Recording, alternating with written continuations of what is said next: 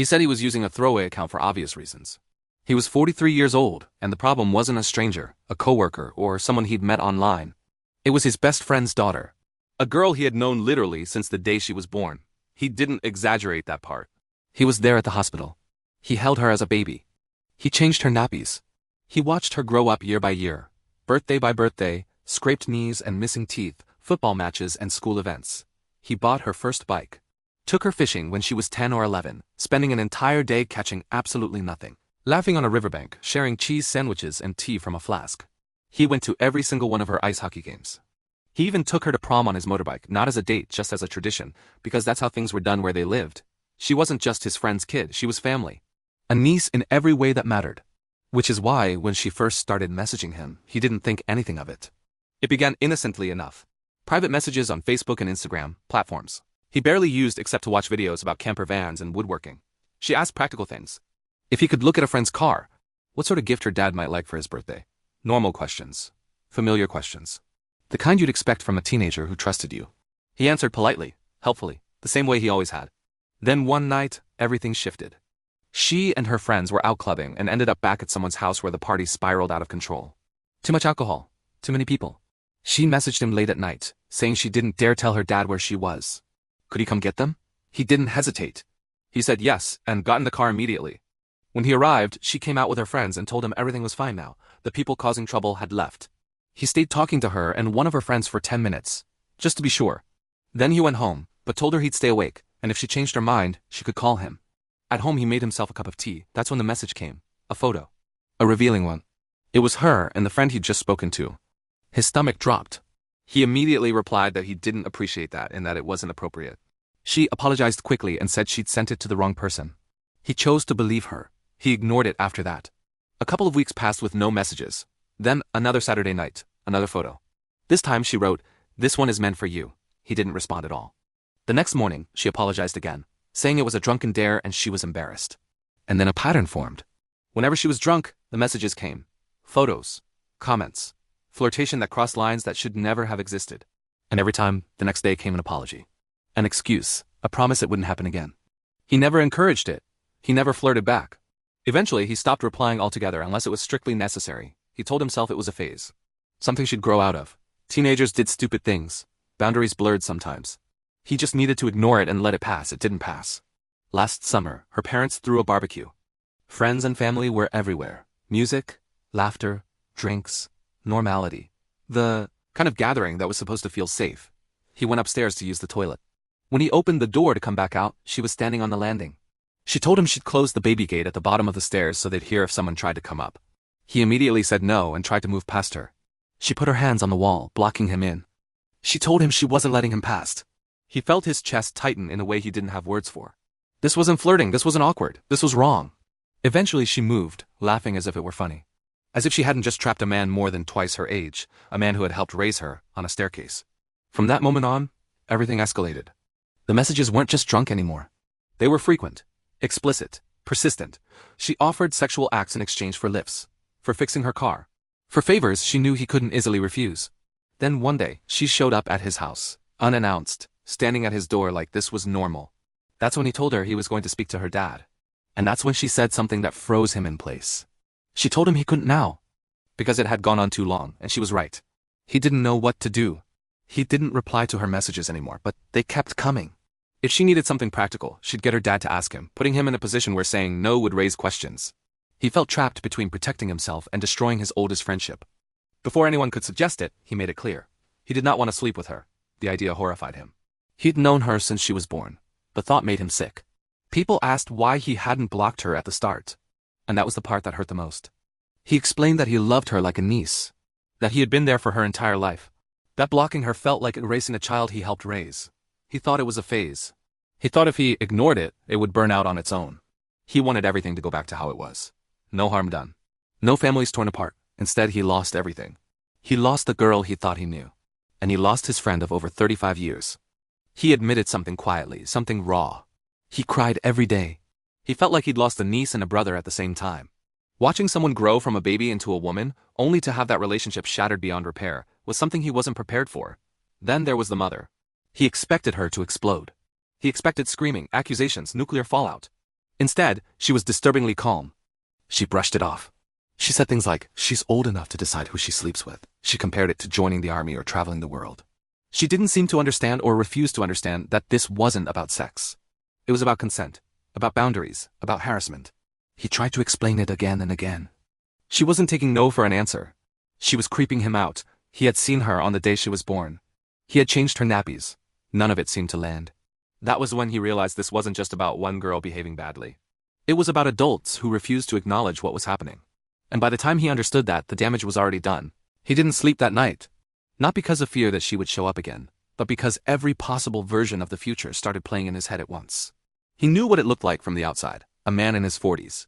A girl barely an adult. Messages. Photos. Silence. He kept thinking about how easily the story could be twisted just by leaving out a single sentence.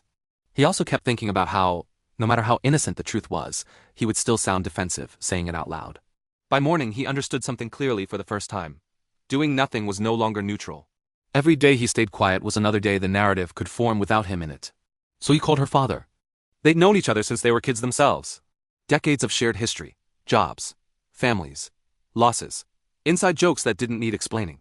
He thought that history would matter. He thought it would protect him. The conversation didn't go the way he imagined. At first, there was confusion, then disbelief, then a long silence that felt heavier than shouting would have. When he explained everything, the messages, the photos, the staircase, her showing up at his house, he could hear his friend breathing. Slow and controlled, like someone trying not to break something they loved. The words, "I believe you," didn't come. Instead, there were questions. Why didn't you block her sooner? Why didn't you say something earlier? Why did you keep responding at all? Each question felt less like curiosity and more like quiet damage control. Like a man trying to figure out how much of this he could make disappear. When the call ended, nothing was resolved. There was no yelling, no threats. Just distance. Then the mother got involved. He expected anger, accusations, a storm. What he got instead was something worse. Indifference. A strange, unsettling calm. She spoke about autonomy. About adulthood. About how young women should be allowed to explore their sexuality. She talked as if the problem was simply awkward timing, not repeated violations of boundaries.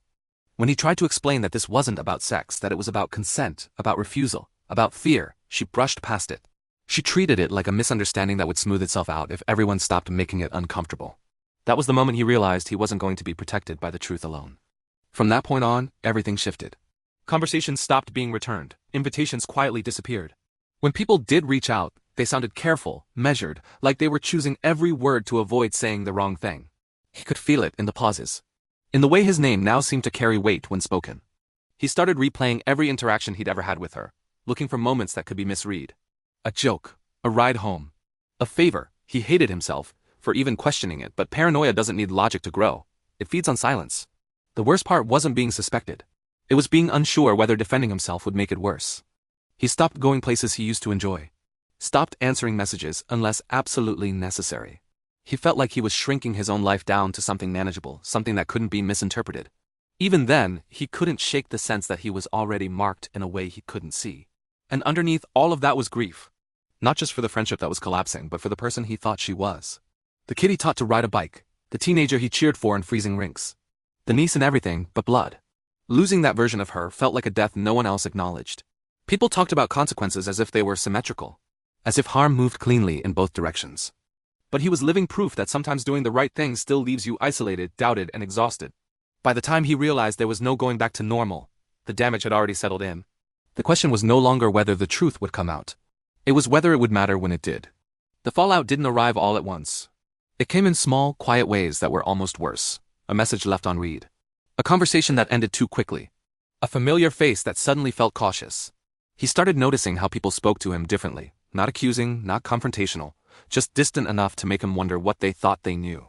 He realized something terrifying. Once a situation like this exists, innocence doesn't restore what suspicion takes away. It only keeps you out of prison. It doesn't give you your life back. He stopped being asked for favors. No more, "Can you take a look at my car?" No more casual invitations. People didn't cut him off, they slowly moved him out of frame. It felt deliberate and polite, which somehow made it hurt more. At night, his mind replayed the same question over and over. What would have happened if he blocked her immediately? He hated himself for thinking it because it implied responsibility where there was none, but regret doesn't care about fairness. It only cares about proximity to pain. He avoided places he knew she might be. Not because he was afraid of her, but because he was afraid of being seen near her, afraid of how it would look. afraid of being reduced to a moment he didn't choose. The hardest part was the silence from her father. They didn't fight, they didn't reconcile.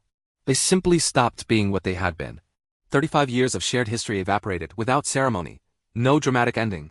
Just absence. He mourned that loss more than anyone expected him to. People assumed anger, rage, bitterness. What he felt instead was grief, heavy, persistent, and deeply lonely.